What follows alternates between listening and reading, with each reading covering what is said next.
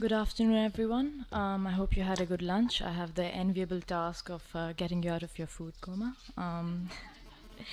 So I'm presenting on behalf of Dimitro and the rest of the team in Karachi who's been doing wonderful work. Unfortunately, none of them could make it here today. The title of the abstract they submitted, the work they're doing, what I'm presenting today, is Hepatitis C Treatment in a Primary Healthcare Clinic in the High Hepatitis C Virus Burden Setting of Karachi, Pakistan. Just to give you some context, so this is a map of Pakistan with hepatitis C seroprevalence in Pakistan at the district level. Karachi is a city, a coastal city, and it's the largest megapolis of the country. It's a financial hub. Since 1947, there have been refugees, migrants, IDPs that have migrated there, so it's quite a melting pot. Hepatitis C infection in Pakistan, to give you some background on that, there was a national prevalence survey conducted in 2007-2008 by Pakistan Medical Research Council of hepatitis C virus antibody seropositivity, which showed it to be at 4.9%. Later on, between 2010-2015, a systematic review was also conducted, which showed an even higher adult Pakistani population prevalence of 6.8%. However, given that the census in Pakistan hasn't been conducted since 1998, making large estimates is difficult to do. It's not very reliable. I will, however, give you an idea based on current research. Provincial prevalence data varies considerably. In Sindh, so we have 4 provinces. Sindh, it's 5%. Punjab, it's 6.7%. Balochistan, 1.5%. And Khyber Pakhtunkhwa, not listed on the slide, is 1.1%.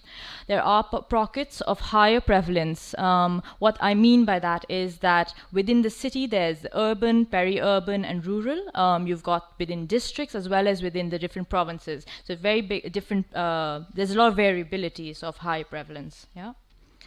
Give you a context of where the study was conducted, where the work was done. MSF intervention has been in Machar Colony in Karachi. Machar Colony itself is an informal settlement. The population, according to MSF's project document, is 150,000. 150K, yeah, and 300,000. MSF Primary Healthcare Clinic has been there since 2012, which is actually when I joined there as well.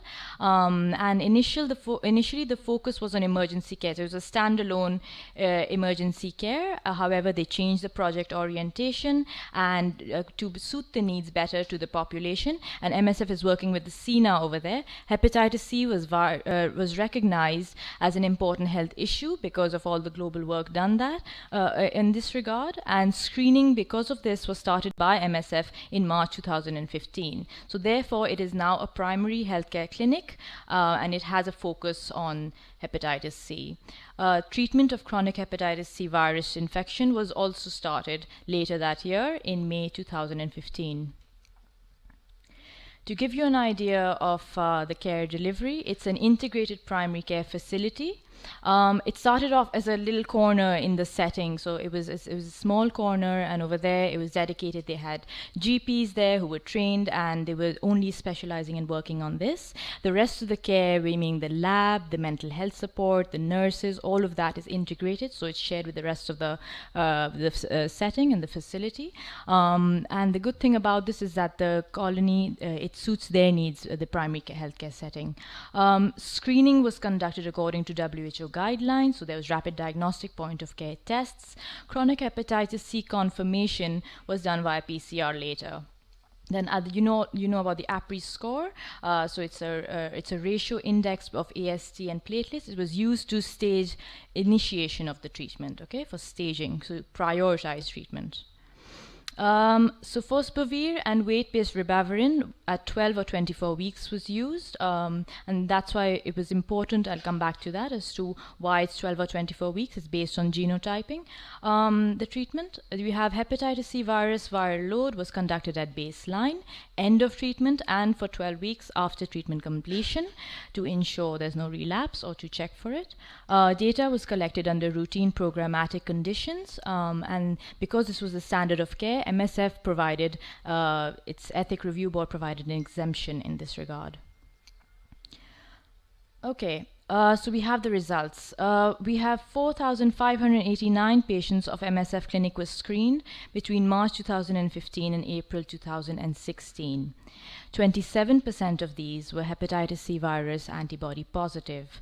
A total we had was of 1,598. Some of them were screened within the clinic, some of them from outside, but total we had 1,598. That was our population. 25% of these patients had APRI already greater than 1. As you know, APRI gives you an idea of how bad the fibrosis and cirrhosis is.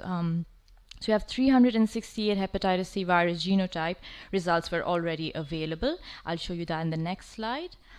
This is the distribution of the hepatitis C genotypes. The green area is the genotype type 3, which is the most common in Pakistan as well, as it's also what we found in our results, followed by type 1 and then type 2. So it's exactly the same distribution in Pakistan currently. Okay.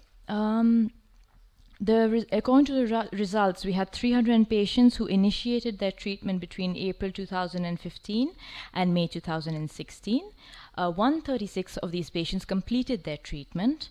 135 therefore had negative PCR at completion. 1 still had positive. 15 were lost to follow-up, and 1 patient discontinued treatment due to other medical reasons. 155 patients, so that's almost 51%, are still on treatment. This is an in-clinic part of the cascade to give you an idea. I hope you can see that clearly, the labels on the axis. To give you an idea, this is the complete follow-up outcomes. Unfortunately, given that this was in routine programmatic conditions, we only have 45 completed follow-ups. So the end of treatment response was though at 95%, which is quite high, and we didn't expect that.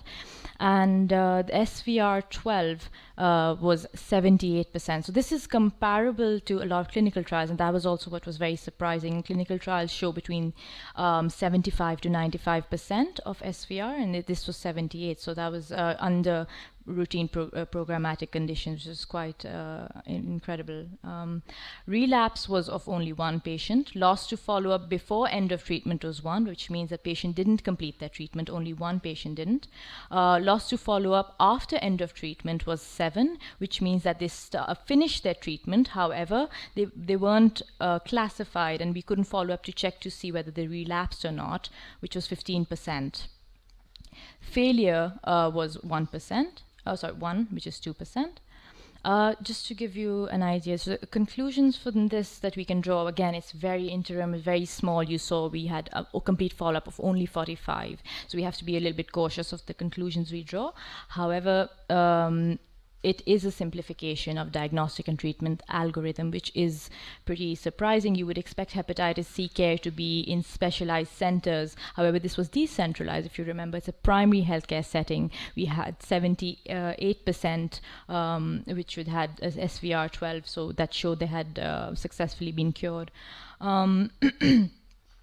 And it shows that it can provide care at primary healthcare setting to the affected communities at the community level, and therefore this feasible so far does this model does seem feasible. The challenges that we're still facing, however, and that need to be addressed are the need for referral of complex cases such as decompensated cases and things like these to hepatology centers. And so we're currently collaborating with centers and specialists in Karachi to work with them and to have reference specialists in place and see if we can go forward with that for the special cases that require further care. IV drug users, which is intravenous drug users in the clinic, were not utilized in the study. We did not include them because this is a special population, and even though Karachi has one of the highest heroin users and IV in the world, it is very important to note that these require special case finding strategy. You have to be sensitive. We have to try not to alienate these people because we want to make sure we can complete the treatment that we get them on. And I think Dimitri wanted to thank all these people, so again on his behalf, most importantly the patients who trusted the team with their health, and all the contributors and the medical team and the community workers. Thank you.